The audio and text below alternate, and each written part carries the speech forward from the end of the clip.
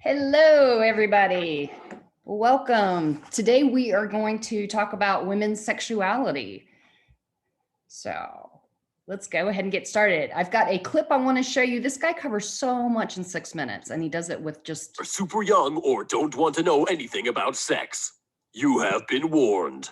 Hey you, my name is Thomas Tomscar Ridgewell, and sex is awesome. You're gonna have it if you haven't already. Your parents definitely had it, and your grandparents... But despite being one of the most natural and exciting parts of being alive, it's totally scary and confusing if you don't know the ins and outs. So in the interest of making your life a little less awkward, I thought I would teach you everything that I think you need to know in as little time as possible. Welcome to the Sex Talk. Part 1! The bits! Now, sex is when people use their bodies to make themselves and others feel super good. But before we can get started, it's important to know what we're all working with. First, if you're born with a penis, it'll look a little something like this. Penises come in all different shapes, sizes, and colors, and they're all totally awesome. Don't let anyone tell you otherwise. They stand to attention when they're excited and sleep it out the rest of the time. These are the testicles. Sperm or baby juice is made here. Please don't hit these. No. Second, if you're born with a vagina, it'll probably look a bit like this. Much like penises, they also come in a wide range of shapes and sizes, and they're all equally awesome. They're also a little bit more complicated. On top of naturally cleaning itself out once a month after there was no baby making, a vagina can also make itself wet when it's in the mood for sex. Don't ask me how it does this, I'm not a scientist. Also, if sperm makes its way into a vagina, babies happen. Yay! Or boo. Moving up the body, ladies also have breasts, or boobies. Again, all different shapes and sizes, and all totally awesome. Also, milk comes out of them when you have a baby. How cool is that? Part 2! Sexuality! When it comes to using your bits, everyone likes something different. Some boys like girls, some girls like boys. Sometimes boys like boys, and girls like girls. Some folk like everyone, and some folk don't like anyone. At least, not sexually. Some people don't agree with the gender they were assigned at birth, and some people just want to do their own thing. And all of these are just fine, no matter what any book, bigot, or bully might tell you. Our sexualities and genders aren't one or the other. It's all spread over a whole wide spectrum of preferences and just things that feel natural to us. We're complicated. Side note, if what you're into is against the law, don't do it. If anyone involved, including yourself, is not a legal consenting adult, just don't do it. Part 3! Virginity! Losing your virginity is typically defined as the moment when a penis first enters a vagina, but as that obviously doesn't apply to everyone, let's just talk about everything. Now, when it comes to the decision of when you should start using your sexy bits, there's 2 things you should take into consideration. 1, the law. Depending on where you live, the age at which you can start using your sexy bits, it kind of varies. Here in England, you need to be at least 16 years old. In America, it ranges from 16 to 18, and in Japan, it's 13. Oh, Japan. Breaking these laws is a really bad idea, and they're typically in place to protect you, so please be careful. Side note, if you're under the age of 18, don't take naked photographs of yourself. That is child porn and super illegal. Also really embarrassing if people share it around, but mostly illegal. Second, and most importantly, when it comes to the decision of doing the sexy for the first time, you need to be ready. You need to decide that it's what you want. No one else has the right to make that decision for you. What happens to your body should be your choice and yours alone. Personally, I wasn't ready for my first time, and I let someone else pressure me into doing it, and it sucked. Another side note, while we're on the subject of virginities, most vaginas have a hymen, which is a stretchy piece of skin that kind of hangs out in the opening. There's this common misbelief that a woman's first time is supposed to involve a lot of pain and blood as the hymen rips, but that's not really true. With the right amount of lubricant or foreplay, most hymens should relax and kind of just make way for a penis or anything else that's going in there. Part 4! Sex! So here we are at sex, which is typically when you take your sexy bits and mash them into someone else's sexy bits. There are a lot of ways to have sex, and here are a few of them. Missionary, stationary, cowgirl, girl cow, please don't leave me, doggy style, Gangnam style. No! Stop it! It's not funny anymore! No! Now, before jumping head first, or genital first, into the world of sex, it's extremely important that you use protection, and I'm not talking about guns.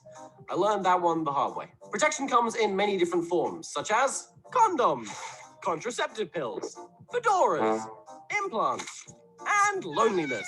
Condoms are extremely necessary to keep you safe from the many sexually transmitted diseases you could catch. The other methods, however, are there to protect you from the worst sexually transmitted disease you can catch: babies. Seriously, if you're not ready to take responsibility of a tiny little human, use protection. It takes 1 sperm to get someone pregnant, and you release hundreds of millions of them during sex. Otherwise, you'll have to decide whether to raise a child you weren't ready for or have an abortion. And neither of those decisions are particularly fun to make. Side note, last one, I promise. While we're on the subject of sexually transmitted diseases, catching stuff does happen, so get yourself tested often and be open about your sexual history with every new partner. I mean, not that open, obviously, but you get the idea. Part 5, rape. I didn't feel like screaming this one. As someone whose first time was a result of emotional manipulation, it's important to me that you hear this. You never have to do anything you don't want to do. You are never obliged to sleep with someone, even if that person is already your partner. Any type of sexual activity where someone has not given their consent or has revoked it is sexual assault or rape. And what is consent? Consent is a willing, sober, and continuous yes. On the other hand, if you are ever deciding whether or not to sleep with someone who has not or cannot give you their consent, then I want you to remember this little song. Don't. Now, sadly, rape and sexual assault does happen, and if it has happened to you, then please do not feel guilty or ashamed, and certainly don't feel afraid to come forward. It is never your fault. Part 6! Shame!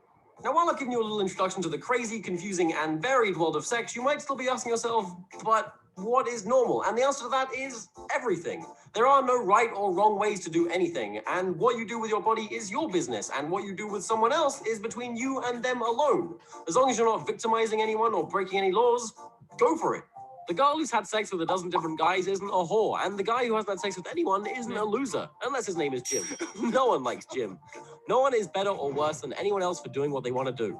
Well, that's sex. Use protection, don't break the law, and remember, you're normal, whatever you're into, even if that's nothing. Good luck getting lucky. Or not. Tom Scott out.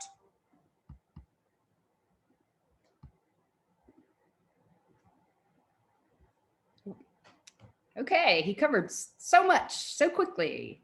Let's go ahead and get started on the PowerPoint. Okay, I'm going to need your participation on this next slide. Let's go ahead. Let me get it moving, move stuff around. Here we go. Everybody can see the PowerPoint? Okay. All right, let's start off with talking about the double standards, because this is a course in women's health. So the double standard is where people have this belief that men should have lots of sex, they should have lots of sexual partners, and they're studs if they do. But when women do the same, we call them what? Sluts. Sluts. Yeah, slut shaming. So here's what the research suggests about this. And then I want to back up and talk about evolutionary biology and psychology for this. So women believe that society upholds this double standard, but oftentimes individual women reject it. Okay, they don't believe in it, but they believe society does. Men and women believe that women uphold it more than men, because oftentimes slut shaming happens by other women, not necessarily by men. And women with more previous sexual partners were more accepting of men who had many partners. Okay, this has not gone away. Okay, this is something that endures generations. And in this particular study, they found that college internet participants found both men and women derogated men and women depending on the number of sexual partners. As the number of sexual partners increased for the woman, they were more likely to derogate her, snark, slut shame, cut her down. Okay. Now, keep in mind that this double standard assumes heterosexuality, and throughout this whole lecture, as we talk about what he called sexy bits, we're going to, talk about any type of sexual activity. It doesn't have to assume heterosexuality, but this does. But I want to talk about evolutionary psychology and biology. Why would this double standard that does not seem fair to girls and women endure over time? What's the evolutionary psychology or evolutionary biology behind that? What's the reality of the difference when women have sex and when men have sex? It's the responsibility of the woman if they're to get pregnant, like more than likely. So yes, it's usually if it's heterosexual sex, she's usually responsible for pregnancy prevention. She's usually responsible for STI prevention, right?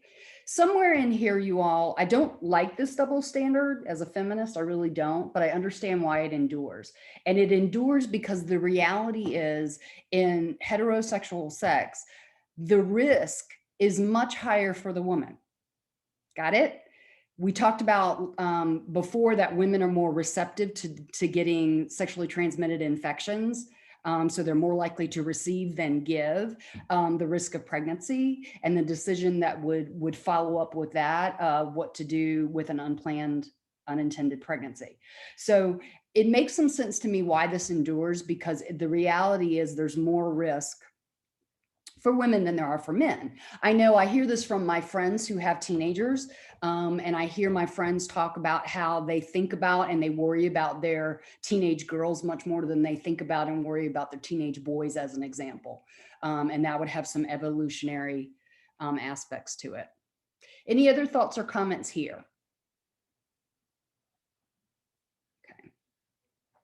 Okay. There's also a double standard for pleasure. And I want us to kind of think about this a little bit, that oftentimes we have this idea that men are supposed to experience pleasure, but women are not supposed to experience pleasure. And there's some generational effects to that. I can definitely tell you that my mother's generation, my grandmother's generation, women were not supposed to enjoy sex. It was an obligation that they were supposed to do with their partner, but they weren't supposed to enjoy it. So let me ask you this. Why would women's sexual pleasure be a threat? How would that be a threat to men? How would that be a threat to society?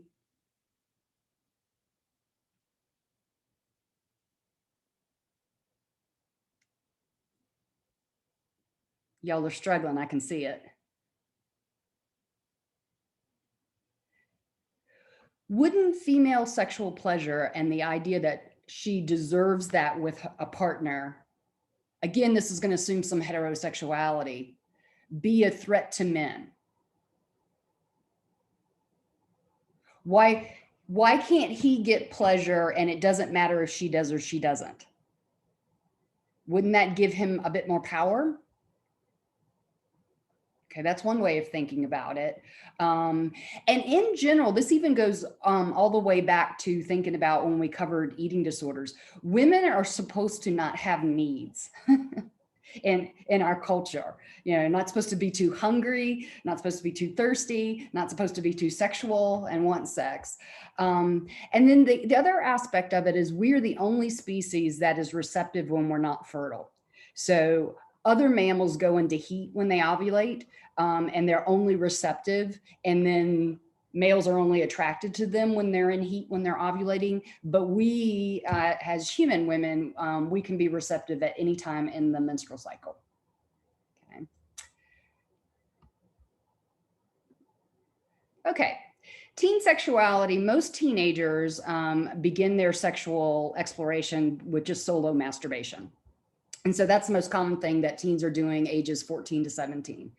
By age 17 in the United States, half of all teens have had sex, 70% by the age of 18. And it's teenagers are at the highest risk for transmitting sexually transmitted infections. Okay.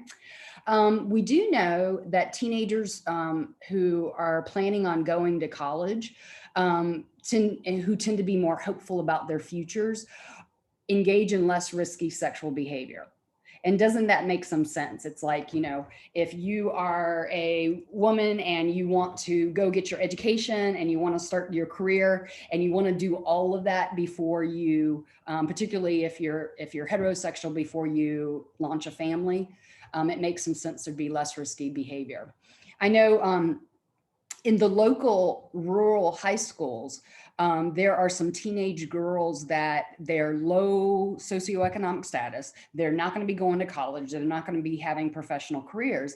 And some of them are even intentionally getting pregnant while in high school, which is very different from what my attitude would be like, oh my gosh, let's try not to get pregnant in high school. Some of them are trying to get pregnant because like that's going to be their lives.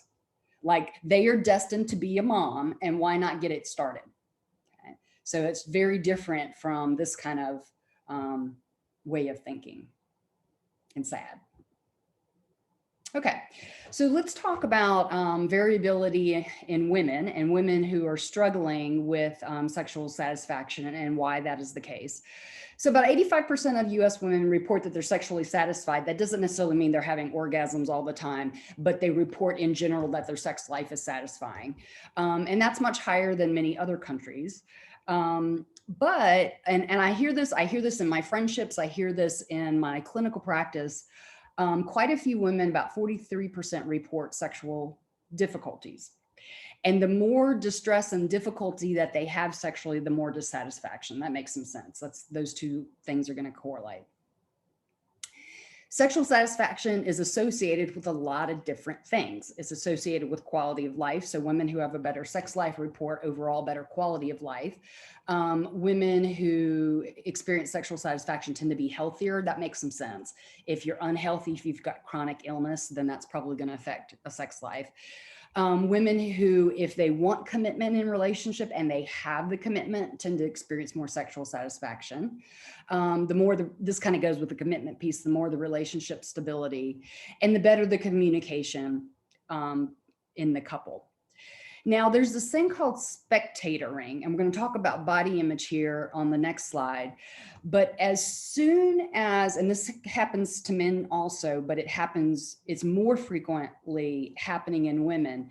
Spectatoring would be when a woman's engaging in sexual activity with a partner, but she's viewing herself. She's imagining what she looks like, and she's imagining seeing her do the things that she's doing or not do the things that she's not doing. So instead of it's the opposite of being inside your body and being sensual and feeling and experiencing. It's like you're outside your body watching. Okay. And when people are spectatoring, they are usually not enjoying what's going on sexually. Okay. And a lot of that gets driven by body image. So women with negative body image or have poor body image, we talked about this when we talked about eating disorders, tend to avoid sexual activity with a partner or partners, and they report more sexual dissatisfaction. Okay. Usually because people with a negative body image are doing that spectatoring when they're engaged in sexual activity.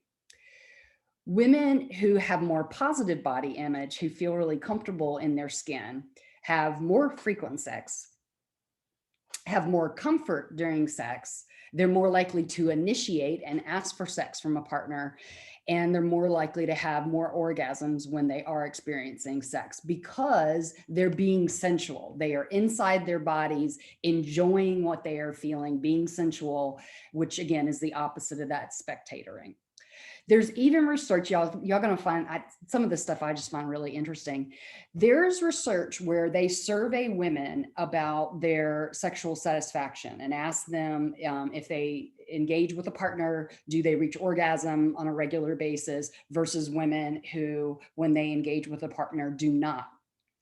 And so they have this survey information from these women, right? So are they regularly orgasmic or are they not?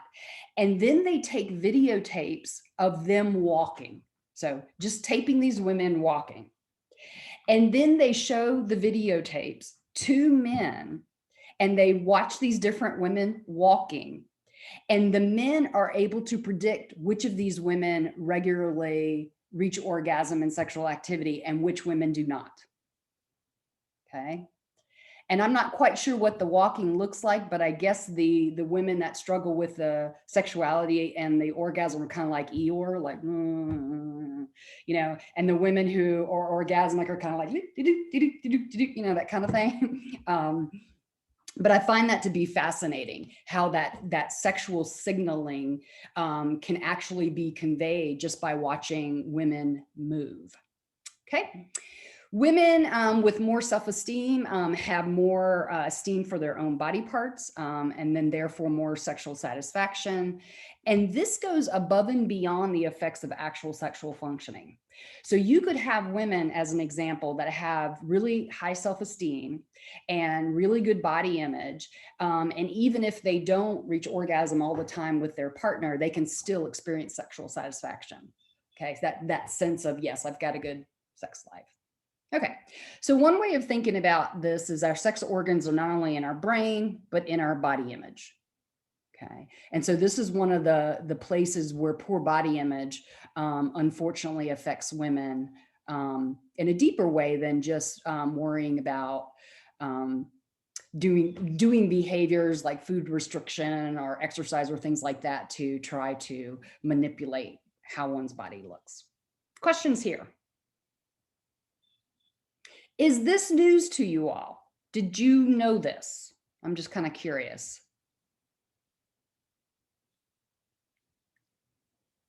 Getting a little bit, okay.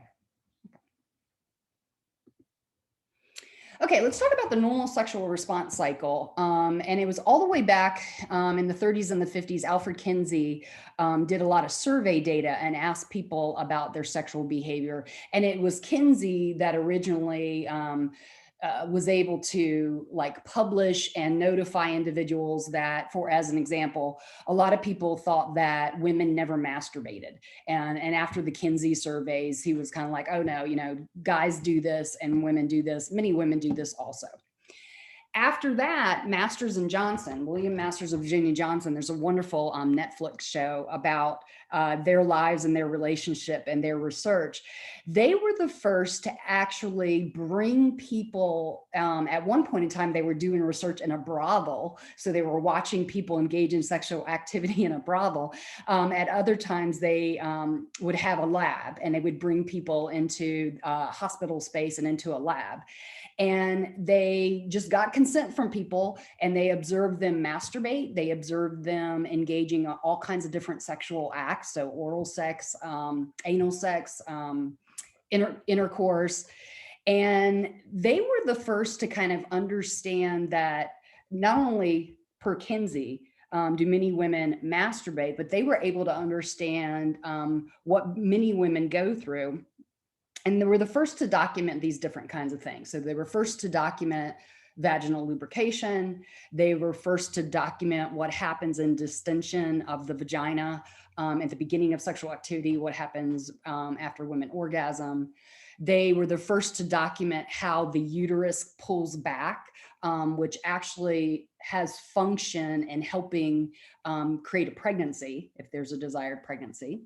They were first to document swelling of the breasts, and then they were first to document what happens with the clitoris across sexual activity. So early on, clitoris becomes erect and is external, and women tend to enjoy more external stimulation early on in sexual activity. But as women become more excited and move towards reaching orgasm, the clitoris retracts and women tend to enjoy more internal stimulation after that.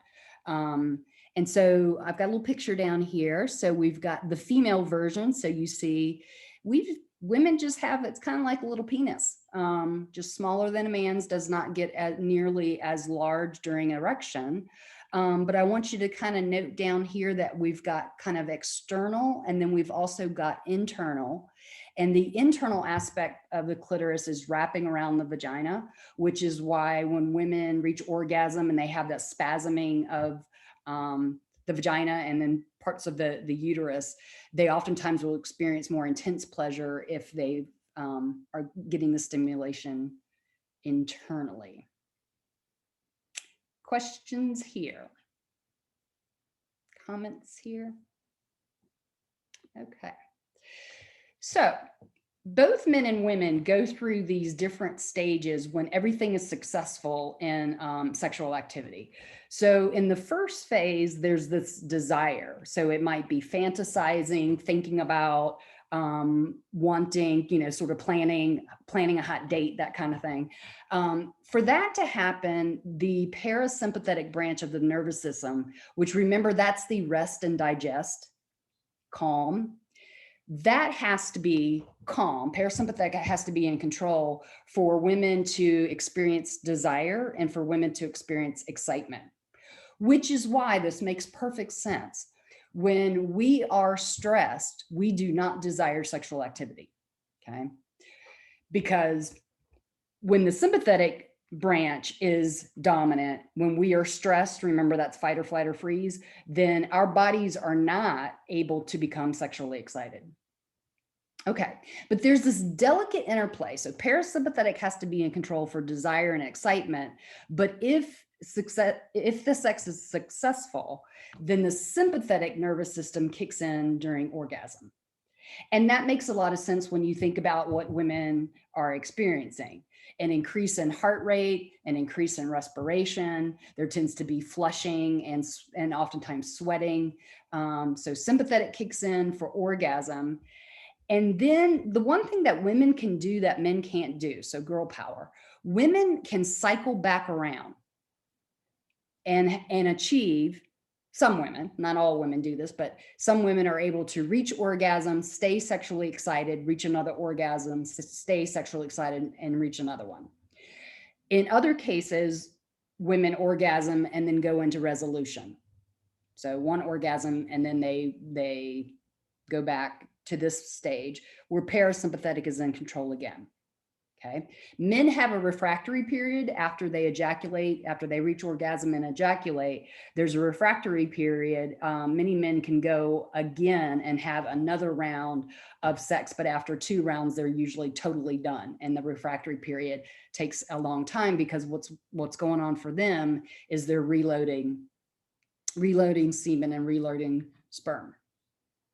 Okay, questions about this normal sexual response cycle? Okay, I can tell you in research where they have men and women write out and report what it feels like for them to experience sex and experience orgasm. And when they take that written literature and they remove any words in the description that would give it away, is this a male or a female describing this? And I can tell you that when people read those descriptions, when telltale words are removed, that would give it away, they can't tell the difference. And what that says to me is that men's experience is very similar to what women's experience is, okay, when everything is successful. So pretty cool. Okay, so let's talk about all the stuff that's going on physiologically for women. During the excitement phase, there's a tremendous amount of blood flow that goes from other areas of the body into the genitals for both men and for women. It takes a bit longer to become sexually excited for women. And this makes a little sense to me physiologically because women have to get the blood flow and the vasocongestion. And then it takes time to push the lubrication through the vaginal walls. Okay. Men can just get excited and they're ready. Women get excited, but takes a little bit longer to get the blood flow, to get the lubrication, to push out the lubrication.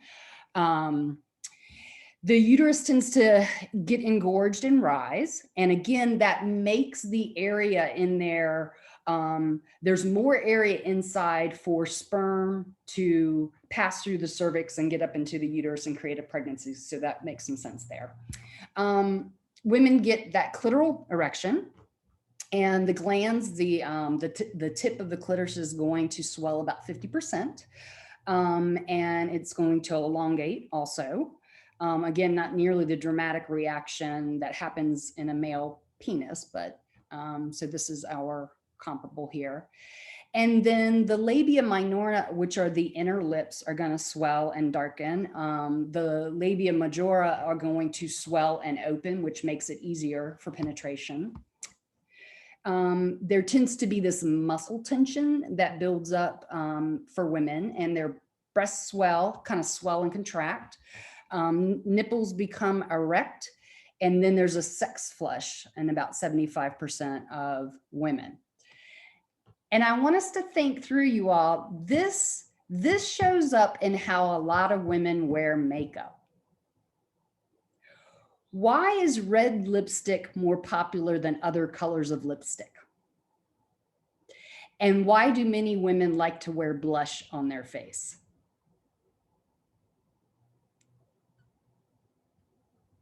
Why don't we put, I don't know, brown on our face and brown on our, some people do, brown lipstick or purple lipstick or blue lipstick? Why is red and pink the most popular? Somebody take a guess. Just makes you look more lively. More lively, but it actually makes us look more sexual. Because, roll with me here, y'all, because you're mimicking what happens to lips that pink up and redden during sexual activity, face flushing during sexual activity. Make some sense? A little bit why women in makeup tend to look older. So like a teenager putting on makeup makes her look older, right? Yeah, it's because of this stuff. It's because of what happens during sexual activity. Okay, orgasmic plateau or orgasm. Like we talked about before, things are going to be kind of moving around in terms of blood flow in the region. So the vulva would be the outer part of women's genitals. There's going to be vulvar erection that's going to shrink. The outer third of the vagina. And so what's happening is the vagina is pulling, okay? It is pulling and shrinking, which again makes it more receptive and more eligible for pregnancy. Okay. Heart rate is going to increase because the sympathetic nervous system is kicking in. There's going to be that muscle tightening. And then again, clitoris is going to retract from outer hanging over pubic bone to internal. So she's going to be experiencing more pleasure internally at that point. And then because of the friction that is happening in that area, friction around, particularly friction around the clitoris, that's what's going to stimulate orgasm. Questions here? Okay. Okay, during the actual orgasm, she's having a good time down there. Outer third of the vagina and vulva, pelvic floor are going to engage in involuntary rhythmic contractions that tend to be perceived as quite pleasurable. Temporarily, there's loss of muscle control. At the peak, there's that sex flush. And again, that's kind of the makeup thingy when women are doing that. Hands and feet oftentimes will contract. And then even the uterus is going to have contractions. And so what's going on inside there, it's almost like a swallowing kind of reaction. And again, that swallowing kind of reaction makes a lot of sense when we're talking about helping that woman be eligible for pregnancy. Okay. I saw some interesting research a couple of years ago, and I was just shaking my head when I was reading the study, but it was biologists have finally figured out the function of the female orgasm. And the physical function, they were talking about the physical function, but I'm going to back up from that and talk about the psychological function here in a moment.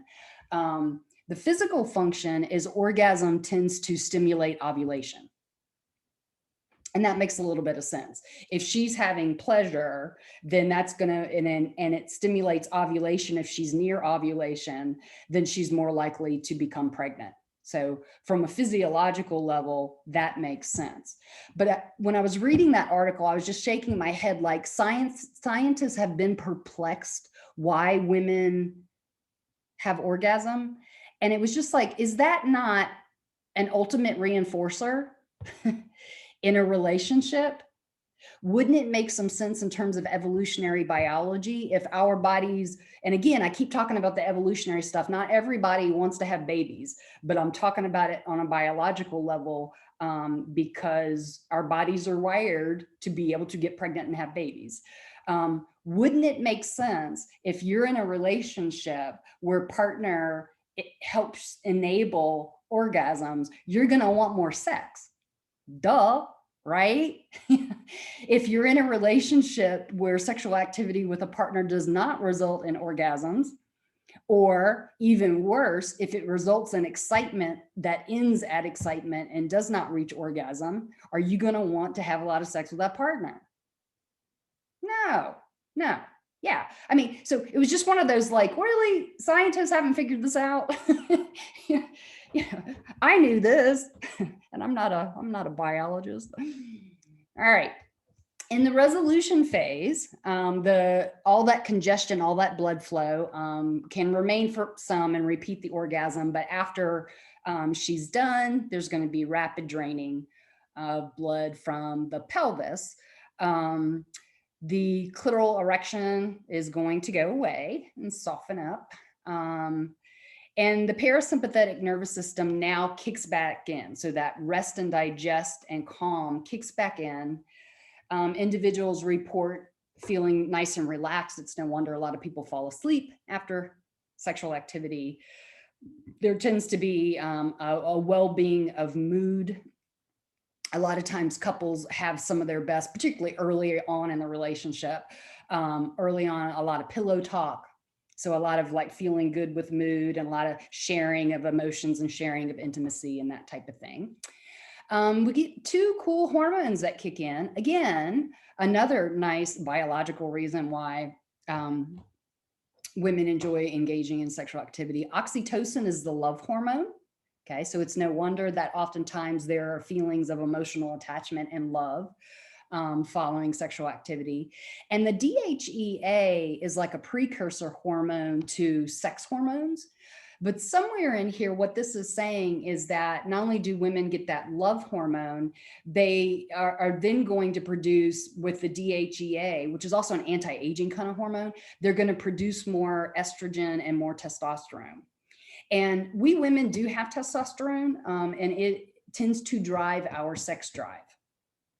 Okay. The estrogen certainly is the female hormone we've talked about before. But so this hormone after sexual activity is going to produce more hormone that is going to make that individual desire more sexual activity in the future. So it's sort of like a use it or lose it kind of thing. So individuals that have this on a regular basis are going to want to have more sex. Nice healthy response in our immune system and nice cardiovascular kind of relaxation response. And so all of this is just sort of saying sex is really good. It's good for the body. Any questions or thoughts there? Okay. There is a lot of variability in women. The joke is if you ask men if they masturbate, you get data that says 99% say yes. And then the joke is the other 1% is lying. Okay. With women though, when you ask women about this, there's a lot of variability. I have seen this again in friendships. I have seen this in my clinical work. I've worked with quite a few women that come to me with sexual dysfunction. Only 64% of women report that they reached orgasm during their last sexual event. So if any of you out there think, there are women out there 100% of the time with that kind of success, that's just not really what's happening. Okay, I want to stop share and I want to show you, let's stop this a second. And then I want to go, I got to talk to myself when I do this. Okay, I want to show you this Friends clip.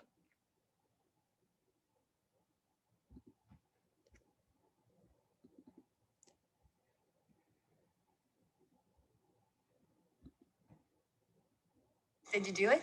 Yes, we had the sex. Uh-oh. It was bad? It was fine, but she didn't agree with me as strongly as she agreed with Joey. She was more like, I see your point. I'm all right with it. It was the first time. There's not always a lot of agreement the first time. Yeah, not for girls anyway. Guys agree like that. Look, you have to help me, okay? I know what to do with a woman. I know where everything goes. It's always nice. But I need to know what makes it go from nice to, my God, somebody's killing her in there. All right, I'm going to show you something a lot of guys don't know. Rach, hand me that pad, please. All right. Now. Well, you don't have to draw an actual, whoa, she's hot. Now, everybody knows the basic erogenous zones. You got 1, 2, 3, 4, 5, 6, and 7. There are 7. Let me see that. Oh, yeah. That's one? Kind of an important one. Oh, you know what? I was looking at it upside down. Well, sometimes that helps.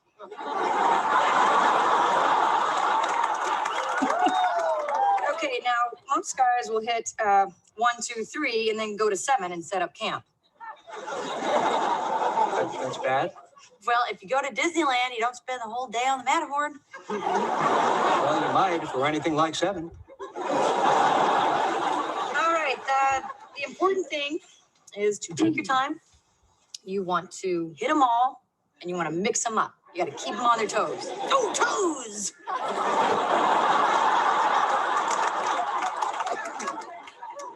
Yeah, for some people. All right. You could start out with a little 1, a 2, a 1, 2, 3, a 3, a 5, a 4, a 3, 2, 2, a 2, 4, 6, 2, 4, 6, 4, 2, 2, 4, 7, 5, 7, 6, 7, 7, 7, 7, 7, 7, 7, 7, 7, 7.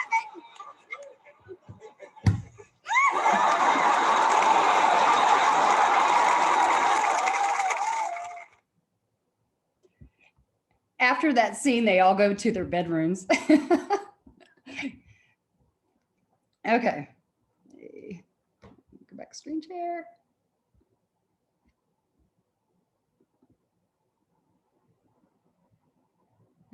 For 100% natural looking color, nice and easy cream.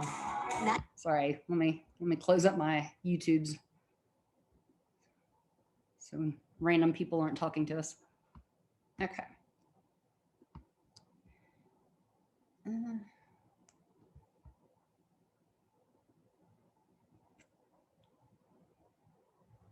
Okay. Can y'all see the PowerPoint? Can I get some head nods? Okay, cool, thank you. Women who in their sexual activity do more varied kinds of things, so not just the same kind of thing, report more orgasms. About 10 to 16% of women never experience orgasm. So there are women where this just does not happen for them. In some situations, there's some physical explanations in her body. As an example, distance between clitoris and vagina. Some women's clitoris has more of that internal aspect to it, and some women it's more external with very little internal. And so that would make some sense that she would have reduced pleasure during penetration. Presence or absence of G-spot, which can be quite pleasurable for women to have that stimulated. And we think G-spot is implicated, which is internally further into the vagina, allows for some pain relief during childbirth when that is stimulated. There could be some genetic aspects, and then just kind of issues with fit with a partner. So whether it be female, and there's any type of digital penetration, or they're using some kind of toy, which is pretty common in lesbian individuals when they engage in sexual activity. Heterosexual couples can use toys also, but a matter of fit. And so having a partner that is right-sized for that individual, and women usually do report that size matters, that sometimes it's too big, sometimes it's too small. And so that is a true thing. Emotionally and psychologically, we know women who masturbate and know about their bodies and can make their bodies work themselves tend to have more successful sex with a partner, whether it be another woman or whether it be another man. And that makes a lot of sense to me, because she's going to know what feels good. She's going to know what works. And then she's going to be able to transfer that learning and that type of physical reaction with a partner. When we are working clinically with women who are struggling with sexual dysfunction, particularly women who struggle to reach orgasm with their partner, we oftentimes prescribe masturbation therapies. Okay. And there are sex therapists that put together some materials. You can get written materials, you can get videotaped materials that actually train masturbation. And so women watch this stuff and figure out what they like to get aroused, and then they actually will just train on how to do this. And then once she is successful with herself, she's a lot more likely to be able to transfer that kind of behavior with a partner. Okay. We've talked about the body image issues. We've talked about the double standard. If women feel shame, and they feel dirty, or they feel shame, or they feel like they should not be engaging in sexual activity, they're not going to have a good response. And that makes perfect sense to me. So sometimes clinically, what we have to do is we have to get in there with women who have sexual dysfunction and find out what kind of messages they were given. I had a client at one point in time who was struggling sexually with a new husband. And to make a long story short, when she was a teenager and had been out on a date and broke her curfew, when she arrived home, her mom met her at the front door and called her a whore. And so she had it in her head, you know, all along, if I want sex, if I'm engaging in sex, if I, you know, I'm trying to enjoy sex, then I'm a whore. And of course, she was always in her head feeling ashamed when she was engaged in sexual activity. And again, that's going to be that spectatoring, but it's like spectatoring like to the nth degree, because it's not only like seeing yourself involved in it, it's like feeling bad and feeling ashamed that you're involved in it. So that's going to be really bad. Okay, so let's talk about the DSM disorders. There's some funny names for this stuff, but we'll just roll with the funny names. Hypoactive sexual desire disorder. So meaning too low of the desire. And so this would be when women have persistent, this is the DSM language, this is my language, persistent, recurrent, deficient, or absence of sexual fantasies, desire for sexual activity. And then the DSM says we got to take into account a person's age, their health, their partner. So this is just when women don't think about it, they don't fantasize about it. These are usually women that do not get a very good sexual response, do not reach orgasm. But when we're talking about these kinds of things, health, partner, and one's age, as an example, some women lose their sex drive during pregnancy and after delivery of a baby, and other women get like this really intense sex drive during pregnancy. But most women right after labor and delivery do not have much of a sex drive. And that makes some sense, even on a evolutionary level. She's recovering, you know, her body is recovering physically. It makes some sense. And then she's usually just absolutely exhausted if she's taking care of a newborn. For this to be diagnosable, it's got to create distress and be affecting the couple interpersonally. All right, I'm moving your pictures around here. And then they say, you don't make this diagnosis if it's better accounted for by another psychological disorder. So as an example, it is very common when women are suffering from depression to lose their sex drive. Okay. And in that situation, it's the depression you want to treat. The sex drive oftentimes comes back once the depression lifts. Okay. So hypoactive sexual desire disorder. Sexual aversion disorder takes this a notch up. And this is a lot more likely to happen in women who have been sexually assaulted. Okay. So with the aversion, there's persistent, recurrent, extreme aversion to, aversion meaning dislike, extreme aversion and avoidance of all or sometimes just aspects of sexual activity. So in the worst case scenario, this woman doesn't want any sexual contact in any way. In other situations, she might enjoy giving and receiving oral sex, but not want to have intercourse. Or she may feel comfortable with intercourse, but maybe not with other sexual activities like oral sex, as an example. Okay. Okay. And these are just repeating B and C, so I'm not going to repeat them here.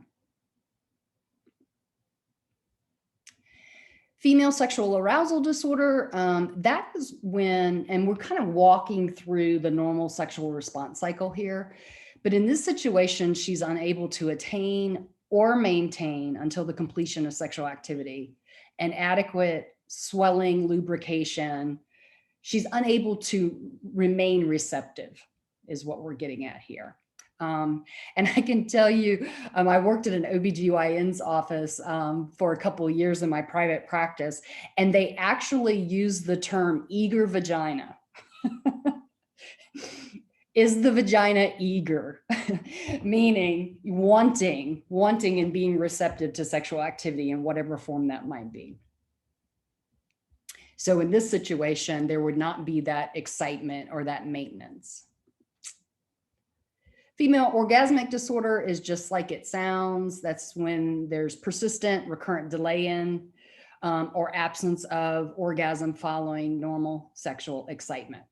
So this can feel very frustrating for individuals, particularly if they get really excited, but they're not able to kind of peak climax, reach that orgasm. In other situations, this tends to kind of co-occur with the poor sexual excitement. So if there's not the good sexual excitement, the eager vagina, then she's not going to reach this stage and move into orgasm. But then they remind us in the DSM, and we've already talked about this somewhat today, that women exhibit a wide variability in the type or intensity of stimulation that triggers orgasm. The diagnosis must take into account her capacity and the typical sexual stimulation that she receives. And so here we're talking about, when we talk thinking about capacity, we're thinking about how frequent sexual activity has occurred. Women are more likely to be successful with orgasm if it's been a while since sexual activity, as opposed to if it's been happening very frequently.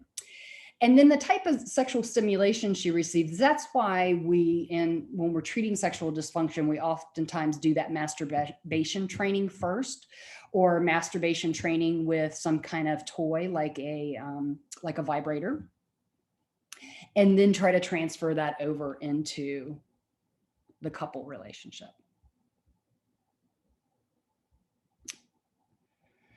Okay, now we're getting into some real funny words. Dyspareunia. Dyspareunia is when there is pain during sexual activity. Now, this is the DSM psychological disorder, and I'm going to back up for a moment and talk about the real reason why when women tend to get dyspareunia, the number one reason why women get dyspareunia is because of a sexually transmitted infection, okay? Or even non-sexually transmitted, even a yeast infection could make her very sensitive, raw, itchy, that kind of thing. And so usually there's something wrong down there, usually an infection. There are some cases, we talked about this a little bit last class, when moms were given certain medications for morning sickness during their pregnancy, they tended to produce daughters that had more deformities in their genitals and their uterus, and that could certainly lead to pain. But in this situation, it's considered to be a psychological disorder, and there's not necessarily something medical going on, okay? And this is usually a function of a history of sexual assault also.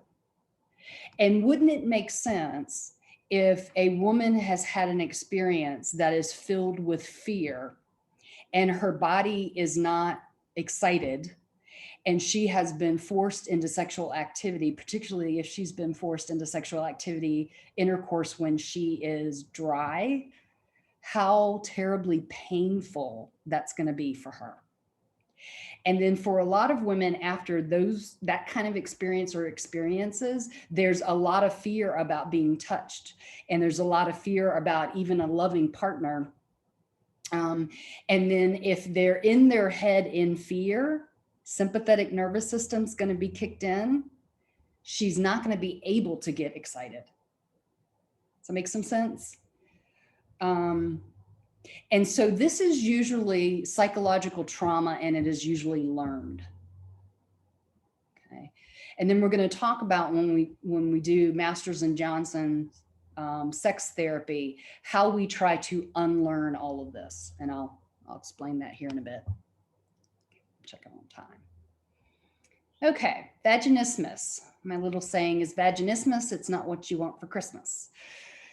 This is when, for women, when there's an attempt at digital penetration or penis penetration, there's this recurrent involuntary spasm of the musculature of the outer third of the vagina. And this is not a pleasant spasm. Okay, this is not like orgasm, like pleasurable kind of thing. This is where it literally spasms shut. And then if there's a partner that is being too forceful, you're going to get more pain and you're going to get more spasm. Okay, so vaginismus and dyspareunia oftentimes go hand in hand. Okay. Okay.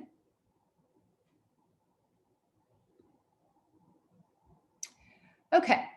So some causes of sexual dysfunction, certainly the sexual trauma. So if she's been an assault victim and trauma, and I have worked with some couples where oftentimes what is going on in their couple's sexual dysfunction is a function of her sexual assault history.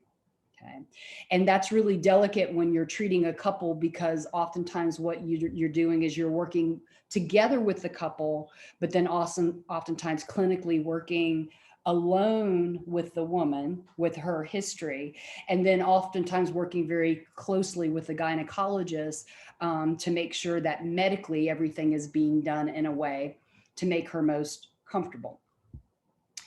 The pattern that oftentimes happens in relationships, and if y'all have been in sexual relationships, you sort of know that early on in the relationship, there tends to be a lot more passion, a lot more foreplay, a lot more frequency of sexual activity. And then what happens over time for a lot of couples, this happens in gay couples, it happens in straight couples, is that over time, life moves on. And then oftentimes a couple will have sex less often, less intensity in the less often. And then a lot of couples try to get what I call too efficient. And efficient would be this sort of thing of like, okay, it's Saturday night, the kids are in bed.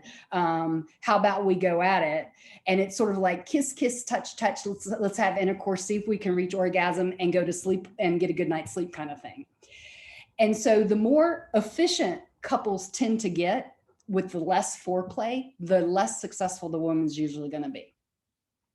That makes some sense? Y'all probably haven't been in relationships long enough for that kind of stuff to happen, but it's really common in couples that have been together for a long period of time. Okay. The other thing that happens is that, again, with the female variability, women kind of know more. Like when they have had successful sex, great. There are going to be occasions when they might have, a nice sexual activity with a partner, but not reach orgasm. And many women are kind of like, oh, well, that happens. When that happens to men, on the other hand, and depending on how it's handled. So let's say a man's tried to have an erection, tried to have successful intercourse, and his body doesn't work. If he gets upset and if his partner gets upset at him, then he's going to start to have classically conditioned worry, performance concerns, fear to sexual activity.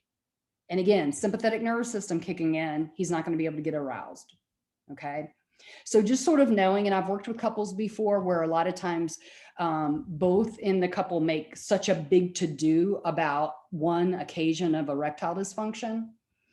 And then again, as a clinician, letting people know like that happens, and it's going to happen more with age, and it's going to happen, particularly if there's alcohol use on board, more likely to happen, that type of thing.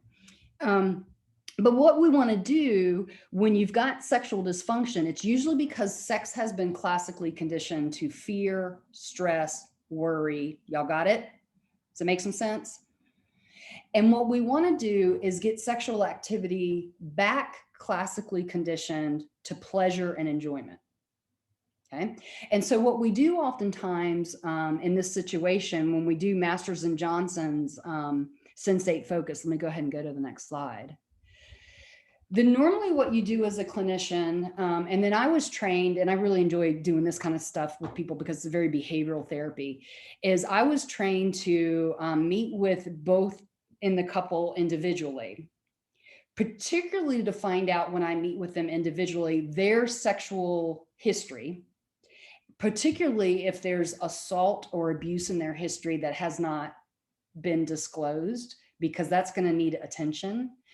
But then also to meet with them individually, because every now and then there is cheating going on.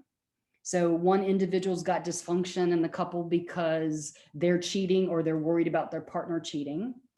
I worked with this one couple at one point in time where it was a man and wife, where he was not cheating. Technically, he was not cheating on his wife, but he was having an emotional affair. He had this emotional connection with this woman that he worked with.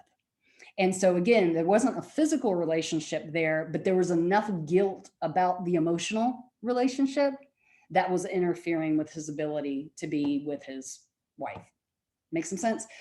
But then what you do is, so you do the individual stuff, and if there's some secrets there, then the therapist has to kind of figure out like, okay, is this something that is going to need to be disclosed? I've worked with couples before where a woman had just a tremendous amount of unnecessary guilt about an abortion history, and she and partner were trying to get pregnant and she wasn't getting pregnant. And so her dysfunction was, you know, gosh, here we want a baby now, and I aborted a pregnancy previously. Then what you do is, and you've got to get commitment, and you've got to make sure in this kind of couples therapy, everybody stays on the same page. And there's a lot of checking in. Are we all on the same page here? Then you forbid them to engage in any sexual activity for X amount of time. And here they're coming to see you because they want to have better sex life, but you're saying, hey, don't have sex. Don't have any sexual activity. But what's that going to do? What's that going to do psychologically, emotionally for them for a while? Somebody answer for me. Because it sounds like a paradoxical intervention, but it's got purpose. It's going to take the pressure off. Got it? So you're having problems with your sexual activity, stop having sex. So let's say in one couple, we say 3 months. But then what the therapist does is start prescribing sensual homework assignments for them to do, not in the therapist's office, to go home and do this, you know, in the privacy of your home, not around me kind of thing. But it usually starts with, usually the first exercise is a back rub or a back scratch. Okay. And that is meant to be a shared, so you're going to take turns doing the back rub or the back scratch, but it is meant to be an exercise in communication. Okay. So like, let's say you're, you just really want your neck rubbed and your partner is down there scratching your lower back, you know, it'd be like, you know, dudette. Here's what I want. When my sons were growing up, I've never had fingernails, so they always loved it when Nana gave them back scratches. But I gave a lot of back scratches and a lot of back rubs to my sons when they were growing up. And I found it interesting. There's nothing sexual about this, but my older son really liked me digging. Like he just dig in muscles. And my younger son, who's weird in certain ways, he liked this thing and he called it soft touch. And he liked for me just to take my fingers and tickle his back. Like that felt good for him. Whereas the other one's like, dig, mom, dig, that kind of thing. And I think that's interesting because different people like different things on their back. Different people like different things surrounding their breasts and their genitalia. Got it? Right? So in that exercise and that homework assignment, it is meant to be pleasurable, but it is also the start of better communication. Okay. Then after that, eventually you allow hand holding, you allow hugging, you allow kissing, you allow kissing and touching genitals on outside of body, then moving forward to allowing genital contact and allowing oral sex or allowing intercourse. But again, only moving forward in the sexual script when everybody is nice and excited and comfortable before it goes to the next stage. And in doing that, they're relearning and reclassically conditioning the whole normal sexual response cycle. Does that make some sense? And then one of the things that I have been careful with, particularly when I'm working with straight couples over time, is making sure that there's a certain amount of equality going on in the sexual relationship. It would not be fair in a straight couple where dude gets to orgasm ejaculate and she never does, or she rarely does. So figuring out how to make sure there's compatibility there. And the bottom line for straight couples is women usually need more foreplay than men need. Okay. And so just making sure that that is happening, or encouraging them to view erotica together, or encouraging them to get certain toys like a vibrator, and involving that to make sure if there's a disconnect and inequality, trying to make sure that there's equality there. Okay. And again, we know in couples that relationship satisfaction, so like generic relationship satisfaction, is highly correlated with their sexual satisfaction. So the more you can improve their sexual satisfaction, the more you improve their relationship. Again, that's why when we do this kind of therapy, we oftentimes will meet with both in the couple separately, because sometimes there is not only, we talked about the cheating kind of thing, but sometimes there's just resentment, you know, or there's just like, one of the best predictors, I can tell y'all, this is just fun stuff. For straight couples who have children, the more dad does around the house and the more caretaking he does of the children, the more sex that couple have. Does that make some sense? Yeah, if she feels like she's doing all the work, all the housework and all of the childcare, she's not going to be feeling very warm and fuzzy towards him. But if she feels more like, this makes perfect sense to me, more like we're teamwork here, you know, we're teamwork and we can help out. It's just sexy watching a guy take the trash out, or sexy watching him cook dinner, or sexy watching him bathe a kid. You know, it's just kind of like, yeah, we're a team here. We're teamwork. Okay.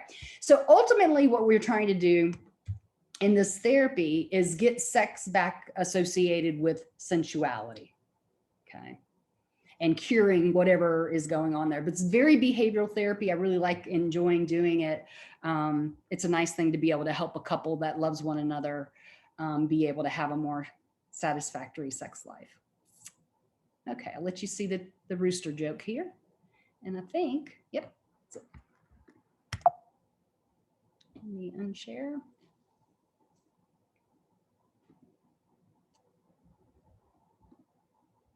Y'all been quiet today. Anybody have any thoughts or questions on what we've covered? Particularly the sensate focus or the sex therapy to kind of undo issues. I do want to add that I've worked with a lot of women, particularly if they have that assault history, particularly if they have PTSD, or if they have depression. We have to get in there and treat the PTSD or the depression or the anxiety disorder or the eating disorder oftentimes first. You're not going to be very successful at sex therapy if you've got all that other stuff going on. And so kind of thinking about how we sequence stuff. So I've had some couples come to me in the past where we want to start the couples work, but I do the individual meeting, and then we have to shift gears, and maybe she needs some focus and some individual therapy for a while to help her heal from what happened to her, and then get back with loving partner and do the sensate focus after that. And that makes, makes some sense. Other thoughts? Questions? Thumbs up if you learned anything, or did you all know this? Oh, cool. Good. Yay. Thumbs up. Yay. Allison, you're sleepy. You're going to give me the yawns now. All right. Well, on the next class, we will cover pregnancy, labor, and delivery. So today was baby making. On Thursday, it'll be baby producing. Okay, good to see everybody. Y'all take care. Thank you.